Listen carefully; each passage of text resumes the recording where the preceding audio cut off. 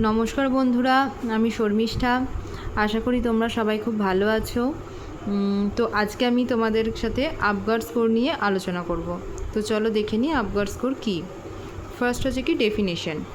আপগার্ড score is a quick method of assessing the physical condition of a newborn baby at 1 minute and 5 minutes after birth.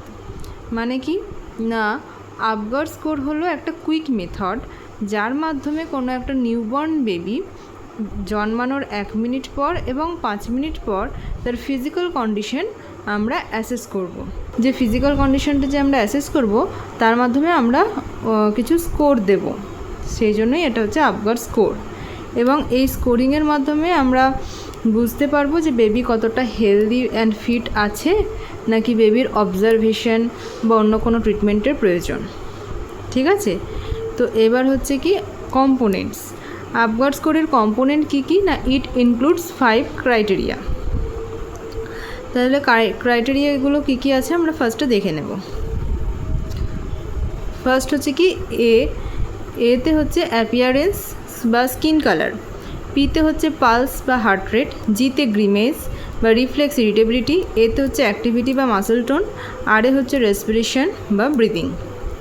ঠিক আছে, এরপর হচ্ছে কি এই ক্রাইটেরিয়াগুলো যদি কোনো ক্রাইটেরিয়া যদি অ্যাবসেন্ট থাকে তাহলে সেই 0 পাবে সেখানে, যদি প্রেজেন্ট থাকে তাহলে 1 পাবে, যদি ওয়েল প্রেজেন্ট থাকে মানে খুব ভালো রেসপন্স করে তাহলে 2 পাবে।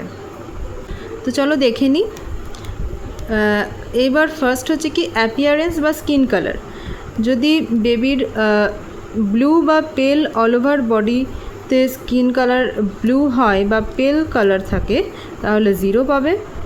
বডি যদি পিঙ্ক কালার এবং এক্সট্রিমিটিস মানে লিম্বস, যেগুলো লোয়ার লিম্বস বা আপার লিম্বস, হাত পা, এগুলো যদি ব্লু থাকে তাহলে 1 পাবে। যদি কমপ্লিটলি পিঙ্ক বডি থাকে বেবির স্কিন কালার তাহলে ওয়েল প্রেজেন্ট, তার মানে 2 পাবে। পিতে হচ্ছে কি পালস বা হার্ট রেট, যদি অ্যাবসেন্ট থাকে 0 পাবে, 100 বিটস পার মিনিটের কম হলে 1 পাবে, 100 বিটস পার মিনিট বা তার বেশি হলে 2 পাবে। গ্রিমেজ বা রিফ্লেক্স ইরিটেবিলিটি, যদি কোনো রেসপন্স না পাওয়া যায় তাহলে 0। গ্রিমেজ টু স্টিমুলেশনের মাধ্যমে যদি রিফ্লেক্স দেখা যায় তাহলে 1। যদি নর্মাল কাফিং, স্নিজিং, পুল অ্যাওয়ে এগুলো দেখা যায় তাহলে হচ্ছে 2। এরপর হচ্ছে কি অ্যাক্টিভিটি বা মাসল টোন, যদি ফ্ল্যাসিড হয় তাহলে হচ্ছে 0। সাম ফ্লেকশন অফ এক্সট্রিমিটিস দেখা যায় তাহলে 1। অ্যাক্টিভ মোশন দেখা যায় তাহলে হচ্ছে 2 পাবে। এরপর হচ্ছে কি রেসপিরেশন বা ব্রিদিং। ঠিক আছে, রেসপিরেশন যদি অ্যাবসেন্ট থাকে 0, স্লো উইক ইরেগুলার ক্রাই থাকলে 1, গুড রেগুলার ক্রাই থাকলে 2। এবার হচ্ছে স্কোরিং হচ্ছে 0 to 10। হাইয়েস্ট আপগার্ড স্কোর হচ্ছে 10, লোয়েস্ট আপগার্ড স্কোর ইজ 0।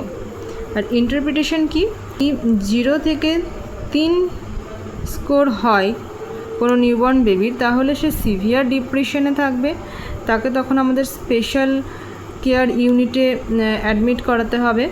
যদি 4 to 6 আপগার্ড স্কোর হয় তার মানে সে মডারেট ডিপ্রেশনে আছে, তাহলে তাকেও আমাদের অবজারভেশনে রাখতে হবে।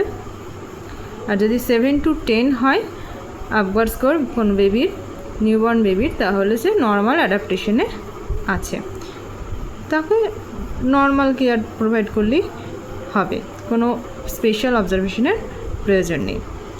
তো এই হলো আজকের আমাদের আপগার্ড স্কোরিংয়ের পুরো ব্যাপারটা। আশা করি তোমরা সবাই ভালোভাবে বুঝতে পেরেছো। কোনো অসুবিধা হলে আমাকে কমেন্টে জানাবে। তো আজকের ভিডিওটি এতটাই, দেখা হচ্ছে তোমাদের সাথে পরের ভিডিওতে। Thank you.